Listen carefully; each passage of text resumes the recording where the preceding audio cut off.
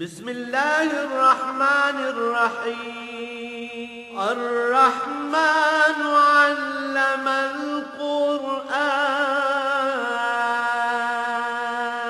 اللہ جو نہایت مہربان اسی نے قرآن کی تعلیم فرمائی۔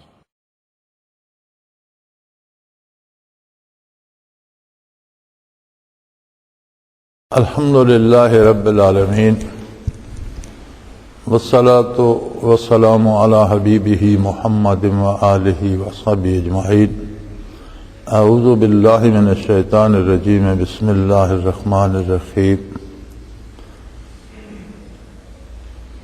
ما کان ابراہیم یہودیا ولا نصرانیا ولکن کان حنیفا مسلما وما کان من المشرکین۔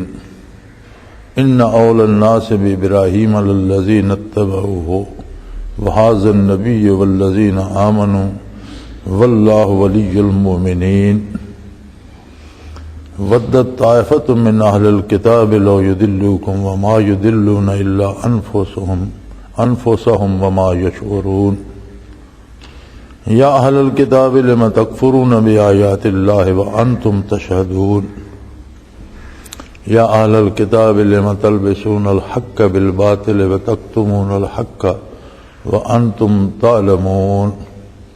اللہم سبحانک لا علم لنا الا ما علمتنا انک انت العلیم الحکیم۔ مولایا صلی وسلم دائما ابدا علی حبیبک من زانت بہ الرسل۔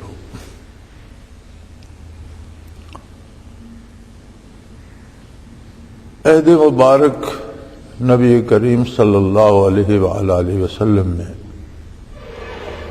جب اسلام پھیلنا شروع ہوا اور لوگ اسلام کے نور سے بہرہور ہونے لگے تو مشرکین تو خیر مخالفت کرتے ہی تھے، جو دین کے ٹھیکیدار بنے ہوئے تھے اور اہل کتاب تھے انہوں نے بہت زیادہ مخالفت کی، اور خصوصاً یہودیوں نے بے پناہ مخالفت کی۔ اور قرآن کریم کا جو انداز بیان ہے اس میں یہ بات ملتی ہے کہ نصارہ نسبتاً یہودیوں کی نسبت کم ضرر رساں تھے مسلمانوں کے لیے، کہ ان میں بعض اچھے لوگ بھی تھے، لیکن یہودیوں نے تو مخالفت کی انتہا کر دی۔ اور اس کا ایک پہلو اس جھگڑے کا یہ بھی تھا، لوگوں کو گمراہ کرنے کے لیے وہ یہ دعویٰ کرتے تھے کہ ہم تو دین ابراہیمی پر ہیں، کیونکہ حضرت ابراہیم علیہ السلام کے نام نامی کی بہت شہرت تھی، اور انصاب عرب میں بھی ان کا تذکرہ ملتا تھا، لوگ ان کے حالات سے عوام الناس واقف تھے۔ تو دعویٰ یہ ہوتا تھا، ایک عظمت، ایک عقیدت عوام کے دلوں میں تھی، سنی سنائی بات صحیح، لیکن عقیدہ نہ صحیح، عقیدت ضرور تھی۔ تو انہوں نے جھگڑے کی بنیاد یہ بنا لی، حاجج تم فرمایا لم تحاجون فی ابراہیم ما انزلت التوراۃ والانجیل الا من بعد، کہ تم ابراہیم علیہ السلام کی ذات کو لے کر کیوں جھگڑا کرتے ہو؟ تم دین ابراہیمی کے پیروکار کیسے ہو سکتے ہو؟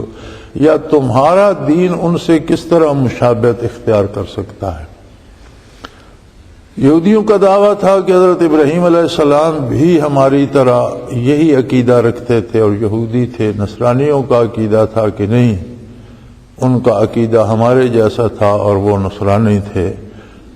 تو قرآن کریم نے فرمایا کہ یہ تو بے جا بحث ہے۔ موسیٰ علیہ السلام کم و بیش 1000 سال بعد مبعوث ہوئے ابراہیم علیہ السلام کے، اور خود صاحب کتاب نبی تھے۔ اور عیسیٰ علیہ السلام موسیٰ علیہ السلام سے بھی غالباً 2000 سال کے لگ بھگ بعد میں تشریف لائے، اور وہ بھی صاحب کتاب تھے، ان پر بھی انجیل نازل ہوئی۔ تو اپنے اپنے وقت میں دونوں صاحب کتاب اللہ کے نبی اور رسول تھے، اور ان کے اپنے قواعد و ضوابط ان کی کتابوں میں موجود تھے۔ تو جو ان سب سے پہلے گزر چکے تھے ابراہیم علیہ السلام، بھلا وہ ان کے پیروکار کیسے ہو سکتے؟ تم عجیب سی بات کرتے ہو۔ پھر دوسری عجیب بات یہ ہے کہ تم سے تو یہودیوں سے تو دین موسوی کی اور تورات کی حفاظت نہ ہو سکی، اور تم نے اس میں خرد برد کر کے احکام بدل دیے، بلکہ عقیدہ تبدیل کر دیا۔ بنیادی بات ہوتی ہے عقیدہ، اصل ہوتا ہے عقیدہ، اور پھر اس کی فرع ہوتے ہیں احکام۔ تو فروعات پہ تمہارے ساتھ کس طرح بات کی جائے جب تم اصول سے ہی گمراہ ہو گئے، اصل بات سے ہی بھٹک گئے؟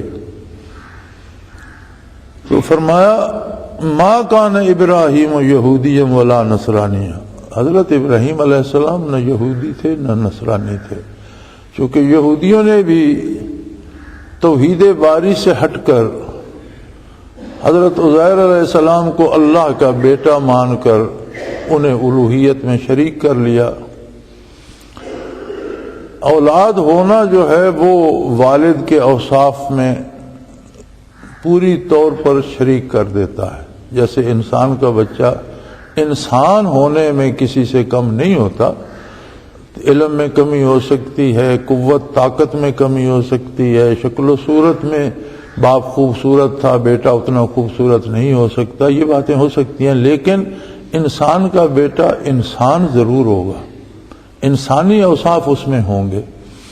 اسی طرح دوسرے جانوروں کو لے لیں، ہاتھی کا بچہ ہاتھی تو ضرور ہوگا، گائے بیل بھینس کا بچہ اس طرح ہوگا۔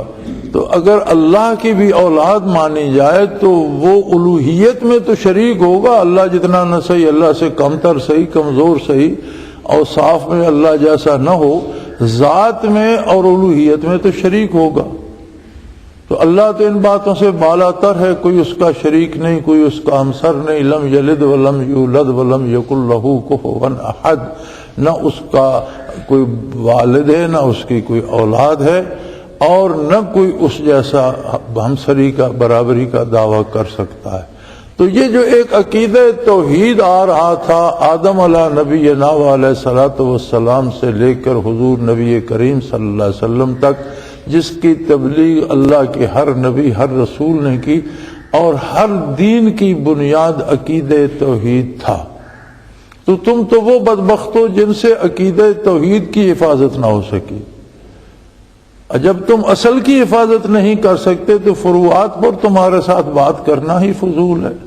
اس میں تم نے کس قدر غلطیاں کی ہوں گی، کتنی ٹھوکریں کھائی ہوں گی، کتنے تم گمراہ ہو گئے ہوگے، اس کی تو بات کرنے کی ضرورت ہی نہیں ہے۔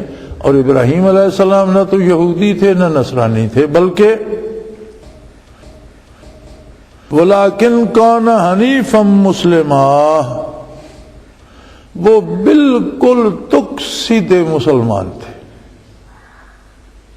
یہ جو تم نے ایج پیج لگا لی ہیں اور تم نے جو شرک کے عقیدے وضع کر لی ہیں اور جو بدعات وضع کر لی ہیں اور کتابوں کو مسخ کر دیا ہے اور اپنی مرضی کے احکام جاری کر دیے ہیں، ان سب سے یکسو ہو کر، کسی اس میں گرفتار نہ ہو کر، بالکل یکسو ہو کر اللہ کو ماننے والے، اس کی توحید، اس کی ذات، اس کی صفات پر خالص اور ٹھوس ایمان رکھنے والے تھے۔ کن کانا حنیفا مسلما، بالکل سیدھے سیدھے مسلمان تھے۔ وما کان من المشرکین، ان کے نام کے ساتھ شرک کو جمع کرنا یہ کسی طرح مناسب نہیں ہے، ان کا شرک کے ساتھ کوئی رشتہ نہیں تھا، اور تم تو مشرک ہو، تم تو گرفتار بلا ہو چکے ہو، تم نے تو مشرکانہ عقائد وضع کر لیے، تمہارا ابراہیم علیہ السلام کے ساتھ کیا تعلق ہو سکتا ہے؟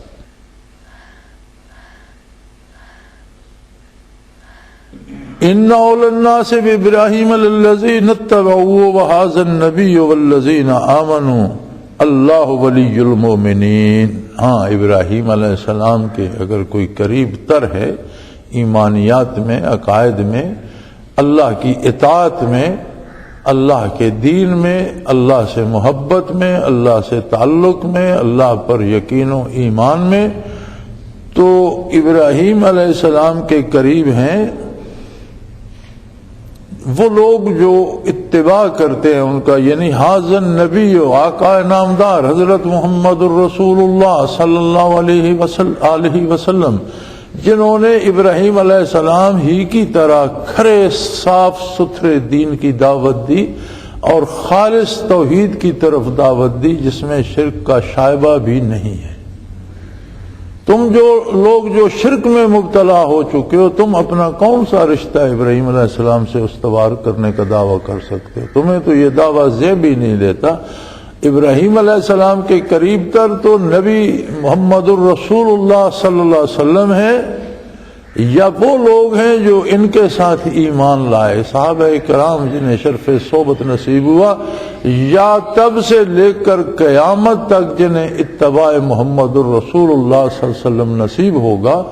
دین اسلام میں بعض ان سنن کی پیروی بھی کی گئی جو ابراہیم علیہ السلام کے عہد میں تھیں، جیسے بیت اللہ شریف کی طرف منہ کر کے نماز پڑھنا، یا اور بعض جو مونچھوں میں یہ سنت بنائی جاتی ہے، یا ناخنوں کا اتروانا، یا اس طرح کی بعض باتیں جو دین ابراہیمی میں تھیں وہ سنت محمد الرسول اللہ صلی اللہ علیہ وسلم میں بھی ہیں۔ اور ہم بحثیت امت محمد الرسول اللہ صلی اللہ علیہ وآلہ وسلم پیروی کرتے ہیں نبی کریم صلی اللہ علیہ وسلم کی سنت کی۔ سنن ابراہیمی اگر اختیار فرمائی تو حضور اکرم صلی اللہ علیہ وسلم نے اختیار فرمائی۔ ہم براہ راست ابراہیم علیہ السلام کی پیروی نہیں کرتے، نہ اس کے ہم مکلف ہیں۔ ان کی عظمت، ان کی نبوت و رسالت پہ ایمان لانا یہ ایمان کا تقاضا ہے۔ ہر نبی کو نبی ماننا یہ ایمان کا تقاضا ہے۔ کسی بھی ایک نبی کی نبوت کا انکار جو ہے وہ ایمان سے خارج کر دیتا ہے۔ ان کی عظمت کا اقرار کرتے ہیں لیکن ہم اتباع محمد الرسول اللہ صلی اللہ علیہ وسلم کا کرتے ہیں۔ قربانی کی انہوں نے اسماعیل علیہ السلام کی، ہم قربانی کرتے ہیں 10 ذی الحج کو، لیکن ہم اس لیے کرتے ہیں کہ حضور صلی اللہ علیہ وسلم نے قربانی کی اور قربانی کرنے کا حکم دیا۔ اگر حضور نہ کرتے، حکم نہ دیتے تو امت اس کے مکلف نہیں تھی۔ اس لیے امت جو کرتی ہے وہ اپنے نبی کریم صلی اللہ علیہ وسلم کا اتباع کرتی ہے۔ نبی کریم صلی اللہ علیہ وسلم نے بعض سنن ابراہیمی جو تھی وہ پسند فرمائی اور اللہ کے حکم سے انہیں اختیار فرمایا، لیکن آپ کے اختیار فرمانے سے وہ سنت محمد الرسول اللہ صلی اللہ علیہ وسلم بن گئیں اور مومنین ان کا اتباع کرتے ہیں۔ واللہ ولی المؤمنین، اور ایسے ایمان رکھنے والوں کا اللہ ولی ہے، دوست ہے۔ یہ سارے لوگ قیامت تک جن کا عقیدہ اور عمل حضور نبی کریم صلی اللہ علیہ وسلم کے بتائے ہوئے عقیدے اور آپ کی سنت کے مطابق ہوگا، اللہ ان سب کو دوست رکھتا ہے، وہ سارے ولی اللہ ہیں۔ یہاں یہ بات بھی سمجھ لی جائے کہ ہمارے ہاں یہ رواج ہے کہ ہر پاگل کو ولی اللہ سمجھ لیا جاتا ہے۔ ولی ہونے کے لیے پاگل پن شرط نہیں ہے کہ پاگل ہو اور وہ ولی ہو جاتا ہے، پاگل ولی نہیں ہوتے، بلکہ ولایت کے لیے پورے خلوص کے ساتھ خالص اور کھرا عقیدہ درکار ہے۔ سب سے بنیادی بات تو یہ ہے کہ جس آدمی کے عقیدے میں خلل ہوگا اور توحید باری میں کوئی کہیں سے کوئی نقص آتا ہوگا وہ ولی نہیں ہو سکتا۔ دوسری بات یہ کہ بد عمل بھی ولی نہیں ہو سکتا۔ جو اتباع محمد الرسول اللہ چھوڑ دیتا ہے یا بدعات و رسومات میں گرفتار ہو جاتا ہے اس کی ولایت کا کوئی دعویٰ نہیں کیا جا سکتا، کیونکہ ہر بدعت جو ہے وہ سنت کو گرا کر اس کی جگہ اس کی عمارت بنائی جاتی ہے۔ جو بھی بدعت، جو بھی رسم آتی ہے وہاں سے کوئی سنت مٹا دی جاتی ہے اور اس کی جگہ وہ رسم آتی ہے۔ اب جو بھی بندہ اسلام کے نام پر بھی سنت نبوی کو مٹاتا ہے اور اس کی جگہ بدعات کو رواج دیتا ہے وہ ولی اللہ کیسے ہو سکتا ہے؟ لہذا بد عمل جو ہے یا اتباع پیغمبر نہیں کرتا صلی اللہ علیہ وسلم اس کی ولایت کا بھی کوئی اعتبار نہیں۔ اور ہمارا حال آج یہ ہے کہ ہم ہر پاگل کو، یا پاگل نہ ہو تو کم از کم رسومات میں گرفتار ہو، اور دھوم دھڑلے اور ڈھول باجے بج رہے ہیں اور قوالیاں ہو رہی ہیں اور تماشے بنے ہوئے ہیں، مرد عورت کا ہجوم ہے اور گھمسان مچا ہوا ہے، اور کوئی قید نہیں شریعت کی، کوئی احترام نہیں سنت کا، کوئی حدود اسلام کی حدود و قیود کی پرواہ نہیں. یہ کیا ہے جی؟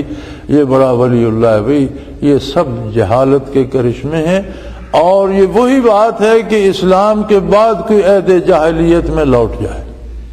یہ سب سے بڑی بد نصیبی ہے کہ نور اسلام کے واضح اور روشن ہونے کے بعد کوئی قبل الاسلام کی تاریکیوں میں بھٹک جائے اور اس طرح کی رسومات پر عمل کرنے لگے جو پہلے مشرکین میں تھیں. اور ایک بات اور بڑی خاص طور پر یہ نوٹ کرنے کی ہے کہ شیطان کا ایک عجیب طریقہ واردات ہے. عبادات میں تو آپ جانتے ہیں کہ حضرت ابراہیم علیہ السلام نے اپنے لخت جگر اسماعیل علیہ السلام کی قربانی دی، اور انہوں نے اس کی گردن پہ چھری چلا دی، اپنی طرف سے ذبح کر دیا. آنکھ کھلی تو دیکھا کہ ان کی جگہ تو ایک مینڈا اللہ نے بھیج دیا، وہ ذبح ہو گیا اور وہ کھڑے مسکرا رہے ہیں. تو ایک دفعہ پریشان ہو گئے کہ میں نے غلطی کر دی، میں نے تو اسماعیل ہی کو لٹایا تھا، یہ دمبا کہاں سے آ گیا اور یہ کس طرح ہو گیا، وہ قربانی ہوئی بھی یا نہیں ہوئی. تو فوراً اللہ کریم کی طرف سے ارشاد ہوا، وہی نازل ہوئی، قد صدقت الرؤیا، آپ نے اپنا خواب سچ کر دکھایا، آپ کی قربانی منظور ہو گئی. یہ میری حکمت بالغہ تھی کہ میں نے انہیں بچا لیا اور مینڈا ذبح کرا دیا. بلکہ اکثر مفسرین کرام نے لکھا ہے کہ وہ دمبا بھی اللہ کریم نے جنت سے بھیجا تھا. تو فرمایا آپ نے اپنی قربانی پوری کر دی. اب ایک ہر عبادت کی ایک کیفیت ہوتی ہے، من جانب اللہ وارد ہوتی ہے، انوارات و برکات تجلیات الہی ہر رکن دین پہ نازل ہوتے ہیں. جہاد پہ الگ طرح کے، تبلیغ پہ الگ طرح کے، رکوع و سجود پہ الگ طرح کے، قربانی پہ الگ طرح کے. تو طرح طرح کی رحمتیں اور برکات نازل ہوتی ہیں. اب یہ ایک عجیب مثال تھی کہ بڑھاپے میں ایک لخت جگر عطا ہوا، اور وہ بھی ایسا درخشاں پیشانی والا جس کی پیشانی سے نور محمدی شعلہ زن تھا. تو اسے قربان کرنے کا حکم ہوا تو آپ نے اس کی گردن پہ چھری چلا دی. تو کس طرح کی رحمتیں نازل ہوئی ہوں گی. نبی کریم صلی اللہ علیہ وسلم نے بحکم الہی اس سنت کو اپنایا، اور قربانی کرنے والا ایک جانور ذبح کرتا ہے، گائے بیل بکرا دمبا ذبح کرتا ہے، تو اس جانور کی قربانی پر اسے ان رحمتوں سے حصہ نصیب ہوتا ہے جو قربانی کی بنیاد رکھنے والے اللہ کے خلیل علیہ السلام پر اور ذبیح اللہ علیہ السلام پر نازل ہوئیں، ان میں وہ شریک ہوتا ہے، وہ برکات اسے نصیب ہوتی ہیں. یہ کتنا بڑا احسان ہے اللہ کریم کا.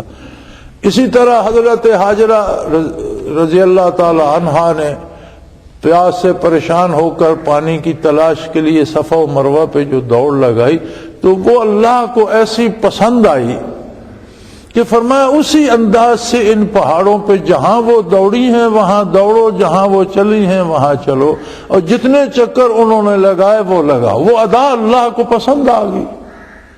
چنانچہ آقا نامدار صلی اللہ علیہ وسلم نے بھی وہاں صحیح فرمائی.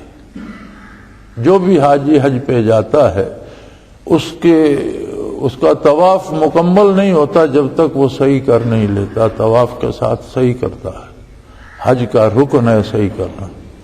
تو نیک لوگوں نے جو کام عبادت الہی میں کیا اور جس انداز سے اور جس خلوص سے انہوں نے وہ کام کیے، اگر وہ کام کیے جائیں تو اس طرح کی رحمتیں نازل ہوتی ہیں.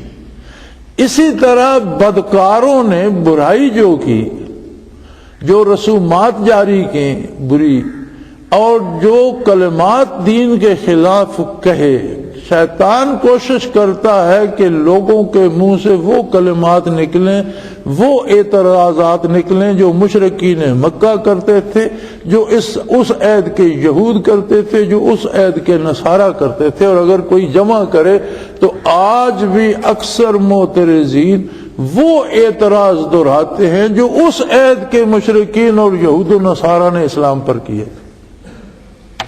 اسی طرح جو بدعات لوگ جاری کرتے ہیں اور رسومات جاری کرتے ہیں تو شیطان کوشش کرتا ہے کہ اس قسم کی رسومات ان سے جاری کروں جس طرح حضور کے مقابلے میں مشرکین نے کی تھی، تاکہ انہیں وہی گناہ اور وہی سزا ان پر بھی وارد ہو جو ان پر وارد ہوئی تھی. جیسے نیکوں کے اتباع سے اس نیکی کی برکات ملتی ہیں، ایسے ہی بدکاروں کی پیروی سے اسی برائی کی سزا بھی ملتی ہے.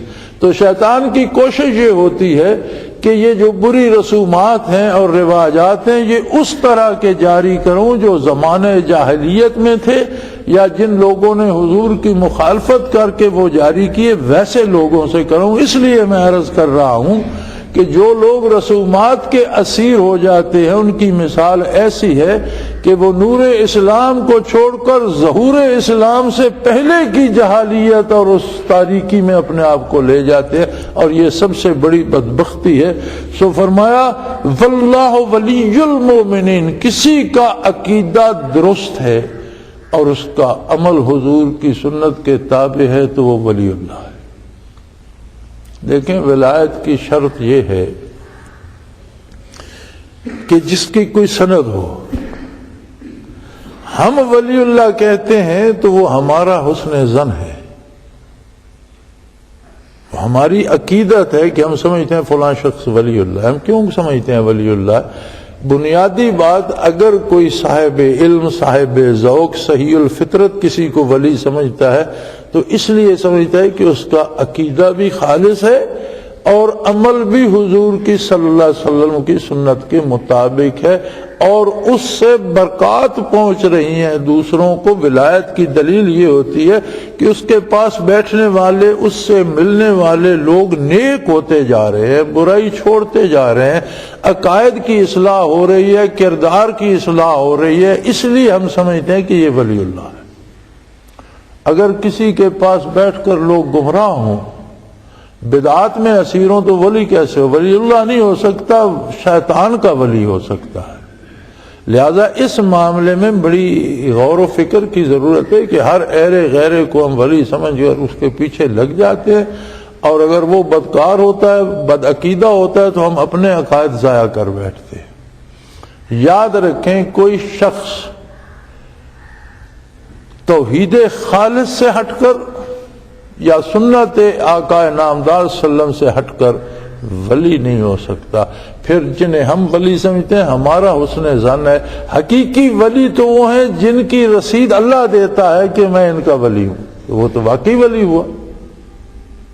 ہمارا حسن ظن بھی اللہ سچا ثابت کرے، چونکہ ہم جو اس کے ساتھ حسن ظن رکھتے ہیں کم از کم اہل علم تو اسی سے حسن ظن رکھیں گے جس سے لوگ، جیسے سوال کیا گیا نبی اکرم صلی اللہ علیہ وسلم کی بارگاہ میں، اور اللہ کریم اپنی بے پناہ رحمتیں ہمیشہ نازل فرماتا رہے. صحابہ کرام رضوان اللہ علیہم عجیب لوگ تھے. ہمارے تو سوال بھی یہ ہوتے ہیں کہ میرا بیٹا بھرتی نہیں ہوا، میری دکان نہیں چل رہی، میری بیوی بہت بیمار ہے. ان کے سوال یہ نہیں ہوتے تھے.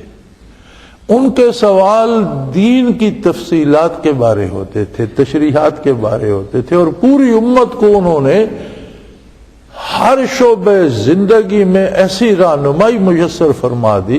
یہ سعادت صحابہ کرام کے حصے میں ہے. کسی نے یہ سوال عرض کر دیا یا رسول اللہ اب تو ہم آپ کی خدمت عالیہ میں حاضر ہو جاتے ہیں، لیکن جب آپ دنیا سے پردہ فرما جائیں گے تو امت تو بہت دور تک چلے گی، آپ کی ہمیشہ رہے گی. جب یہ تو بات واضح حضور نے فرما دی کہ جب کوئی بھی میری پیروی کرنے والا با ایمان شخص دنیا پہ نہیں رہے گا، قیامت قائم ہو جائے گی، کوئی نئی نبوت نہیں آئے گی، نئی کتاب نہیں آئے گی، بلکہ دنیا ختم ہو جائے گی. تو بعد والے لوگ کیا کریں گے جو حضور کی محفل نہیں پا سکیں گے، ارشاد عالیہ نہیں سن سکیں گے، وہ کیا کریں گے؟ نبی کریم صلی اللہ علیہ وسلم نے فرمایا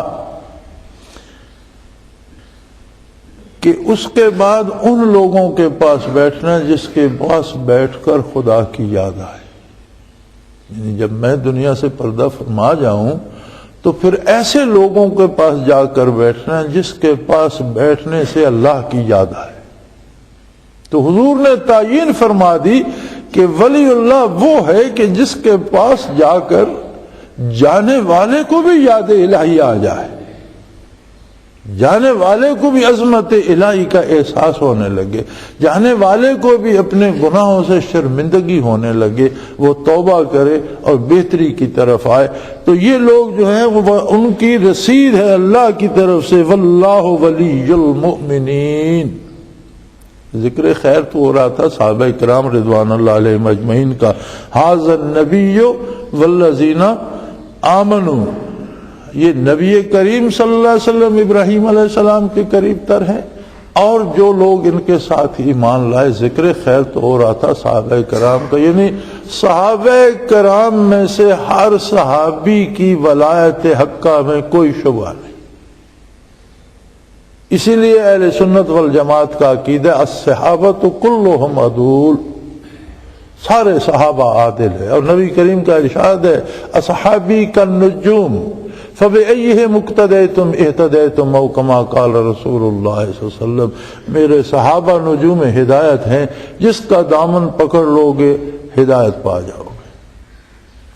اور قیامت تک کے لیے چونکہ قرآن کا نزول خاص بھی ہو تو حکم عام ہوتا ہے، قیامت تک کے لیے راہ متعین ہو گئی کہ جو اس عقیدے پہ قائم ہو جو نبی کریم صلی اللہ علیہ وسلم نے تعلیم فرمایا، صحابہ نے اختیار کیا اور حضور نے اس کی تصدیق فرمائی، جو اس عمل پہ کاربند ہو جو نبی کریم صلی اللہ علیہ وسلم نے تعلیم فرمایا، صحابہ کرام نے حضور کے سامنے اس پر عمل کیا اور حضور نے اس عمل کو پسند فرمایا. یہ دین متعین ہو گیا. اس میں جو اس پہ قائم ہے وہ بندہ جو عقیدتاً عملاً اس پہ قائم ہے، اللہ اسے سند ولایت دیتا ہے، فرماتا ہے میں اس کا ولی ہوں. ظاہر ہے جب اللہ اس کا ولی ہے تو وہ اللہ کا ولی ہو گیا، اس کے ولی اللہ ہونے میں کوئی شبہ نہیں، وہ ولی اللہ ہے. تو اولیاء اللہ وہ لوگ ہوتے ہیں جو ہدایت کا مینار ہوتے ہیں، لوگوں کی ہدایت کا سبب بنتے ہیں، برکات دینی کا سبب بنتے ہیں. ہمارے ہاں یہ کلیہ بھی الٹ گیا. ہم سمجھتے ہیں کہ وہ ولی اللہ ہے جس کے پاس جا کر بیٹھے تو دولت بڑی ملتی ہے، جس کے پاس جا کر بیٹھے تو دنیا کے کام بڑے. دولت تو کافر کے پاس بھی ہے، دولت تو قارون کے پاس بے پناہ تھی. آج بھی دولت تو دنیا کفر کے پاس، دولت ہی لینی ہے تو کسی کافر کی مٹھی چاپی کرو، اس سے بھی مل جائے گی. جو دولت ولی اللہ کے پاس ملتی ہے وہ غیر ولی کے پاس نہیں ہوتی، اور وہ ہوتی ہے معرفت حق، اتباع سنت پیغمبر صلی اللہ علیہ وسلم. اور ایسے لوگوں کی اللہ کی طرف سے سند ہے کہ یہ میرے ولی ہیں. وَدَّتْ طَائِفَةٌ مِّنْ أَهْلِ الْكِتَابِ لَوْ يُضِلُّونَكُمْ وَمَا يُضِلُّونَ إِلَّا أَنفُسَهُمْ وَمَا يَشْعُرُونَ. فرمایا یہ تھے تو اہل کتاب اور ان کے پاس اللہ کی کتاب تھی اور انہیں حق پر قائم رہنا چاہیے تھا اور اس کتاب کا اتباع کرنا چاہیے تھا، لیکن یہ ایسے بد نصیب ہیں کہ خود تو اپنی کتابوں کا دامن چھوڑ چکے، ان میں تحریف کر دی، حقائق کو مسخ کر دیا اور اپنی خواہشات کی تکمیل کے لیے ناروا باتیں ان میں لکھ کر دین کو رسومات کا ایک پلندہ بنا دیا. اب یہ بدبخت چاہتے ہیں کہ اپنا بیڑا تو ڈبو چکے، اب ان لوگوں کو جو حضور کا اتباع کرتے ہیں انہیں بھی گمراہ کریں، ان کے ساتھ بھی یہی سلوک کریں کہ وہ عقائد میں ہماری طرح ہو جائیں یا اعمال و کردار میں یا روزمرہ کے معمول ہماری طرح کے اپنا لیں. اللہ کریم فرماتے ہیں جو لذت معرفت حق میں ہے، جو لذت اتباع محمد الرسول اللہ صلی اللہ علیہ وسلم میں ہے، جس نے چکھ لی وہ تو ان کی بات نہیں مانے. جسے یہ مزہ نصیب ہو گیا، جسے توحید باری اور اعتماد علی اللہ کا لطف نصیب ہو گیا، جسے دامان محمد الرسول اللہ سے وابستگی کی لذت نصیب ہو گئی، اب یہ چاہتے ہیں کہ اسے گمراہ کر کے اپنے جیسا کر لیں، کہ وہ حضور کی ذات کے ساتھ بھی ایسے عقائد جوڑ لے جن سے نبی کریم صلی اللہ علیہ وسلم نے منع فرمایا ہے۔ دین کے اعمال میں بھی رسومات اور بدعات جاری کر کے اور دینی احکام کا بھی حلیہ بگاڑ دے اور وہ رسومات کا رسیہ ہو جائے، تو فرمایا جنہوں نے یہ لذت چکھی ہے وہ ان کے قابو آنے والے نہیں۔ ہاں یہ اپنی گمراہی میں اور اضافہ کر رہے ہیں کہ گمراہ تو پہلے تھے، اس کا جرم الگ ہے، اور خالص اور کھرے مسلمانوں کو گمراہ کرنے کی کوشش کا جرم الگ ہے، یعنی یہ اپنی گمراہی میں اور اضافہ کر رہے ہیں۔ ظلمات بعضها فوق بعض، یہ تاریکیوں پہ تاریکیاں اپنے دامن پہ چڑھائے جا رہے ہیں۔ ودت طائفۃ من اہل الکتاب، اہل کتاب کا ایک حصہ جو دینی رہنمائی سے تعلق رکھتا ہے یا وہاں بڑی علمیت کا دعویٰ رکھتا ہے یا ان کا رہنما، وہ چاہتے یہ ہے لو یضلونکم، کہ اے اللہ کے مخلص اور کھرے بندو، وہ چاہتے تمہیں بھی گمراہ کر دیں۔ کبھی ابراہیم علیہ السلام کی مثال دیتے ہیں، کبھی بزرگان دین کا نام لیتے ہیں، کبھی برکات کی بات اور یہ کوشش تب سے اب تک جاری ہے۔ آج بھی پورا زور لگ رہا ہے، اور کوئی آج ہی نہیں، آج سے پہلے عہد نبوی علیہ صاحب الصلاۃ والسلام سے لے کر آج تک ان کی کوشش یہ رہی ہے لو یضلونکم، کہ کسی نہ کسی طرح ہم مسلمانوں کو، مومنین کو گمراہ کریں۔ اور فرمایا یہ کردار جو ہے ان کا، یہ ان کی اپنی گمراہی میں اضافے کا سبب بنتا ہے، لیکن یہ ایسے بے شعور ہیں کہ انہیں سمجھ ہی نہیں آ رہی۔ پھر اہل کتاب کو مخاطب کرتے ہوئے ارشاد ہوتا ہے کہ یا اہل الکتاب لم تکفرون بآیات اللہ وانتم تشہدون، بھئی جب تمہیں تمہاری کتابوں میں، تمہارے انبیاء نے، تمہاری کتابوں نے تمہیں نبی کریم صلی اللہ علیہ وسلم کی بشارت دی، حضور کے حلیہ مبارک، حضور کے خاندان عالی، آپ کے عقائد و نظریات، آپ کی بعثت عالی کی بالتفصیل تمہارے پاس بات موجود ہے، اور تم اپنی کتاب کا اور اللہ کی آیات کا کفر کر رہے ہو۔ لم تکفرون بآیات اللہ، اللہ کی آیات سے کفر کیوں کرتے ہو؟ تم کیسے مسلمان ہونے کا دعویٰ کرتے، کیسے اہل کتاب کہلا سکتے ہو کہ اسی کتاب کی آیات کا، اپنی کتاب کے احکام کا بھی انکار کر رہے ہو؟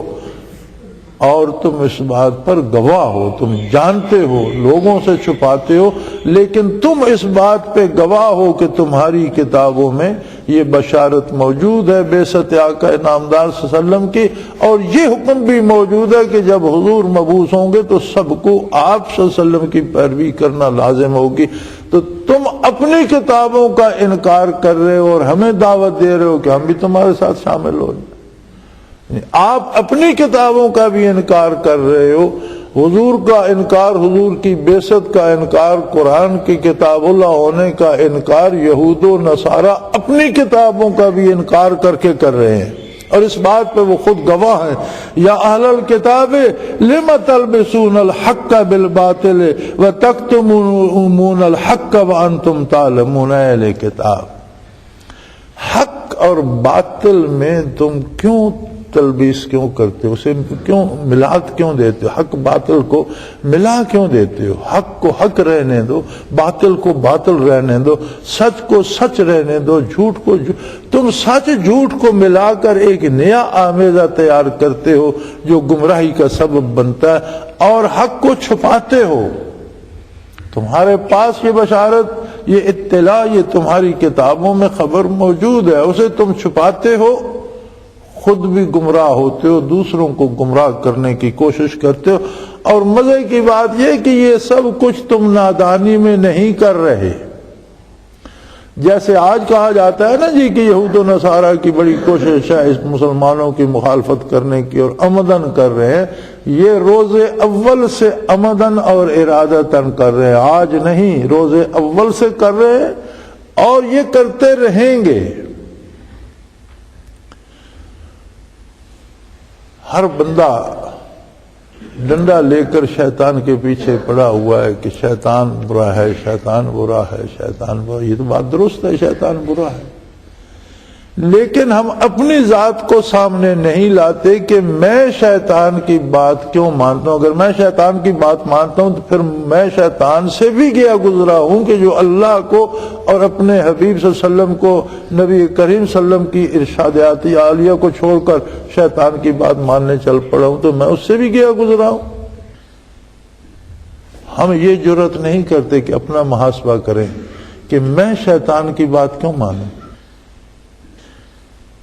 یہی حال ان کا تھا کہ انہوں نے حق کو باطل کے ساتھ مکس کر دیا، ملا دیا اور ایک نیا دین کھڑا کر لیا۔